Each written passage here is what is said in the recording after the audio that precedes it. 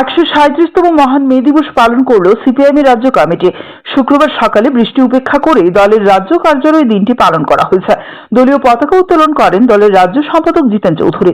ঐতিহাসিক আন্তর্জাতিক শ্রমিক সংহতি দিবসের প্রেক্ষাপটে বলেন, আজ থেকে 140 বছর আগে 1 মে থেকে আমেরিকার শিকাগোতে শ্রমিকরা 8 ঘন্টা কাজ, 8 ঘন্টা বিশ্রাম ও 8 ঘন্টা বিনোদনের দাবিতে আন্দোলনে নেমেছিলেন।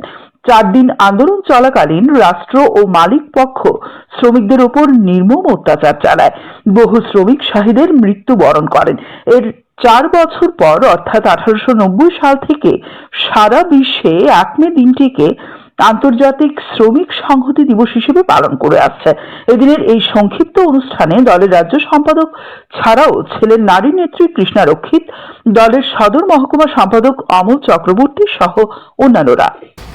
আমরা এই 2026 ইংরাজিতে সেই ঘটনার 140 বছর বাদে বা মে দিবস হিসাবে পালিত হবার এই 137তম দিবসে আমরা যখন আমাদের পার্টি অফিসে এই দিবস উদযাপন আমরা করছি, আমাদের এই পৃথিবী এই সময়েতে এবং আমাদের দেশও সেখানে সাময়িকভাবে হলেও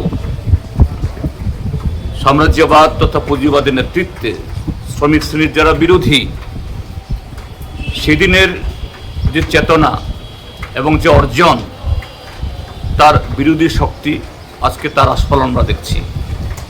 তো আজকের দিনে শুধু আমাদের এটা আনুষ্ঠানিকতা না, একটা পতাকা উত্তোলন করার মধ্য দিয়ে যে সারা পৃথিবীতে শ্রমিকদের সে অর্জনকে আরও মজবুত, সার্বজনীন এবং সারা পৃথিবীব্যাপী যে আজকে এই যে শোষণের যে একটা জাতাকল চলছে, এ থেকে কিভাবে মানব জাতিকে, শ্রমিক শ্রেণীকে মুক্ত করতে পারি তার শপথ নেওয়ার দিন।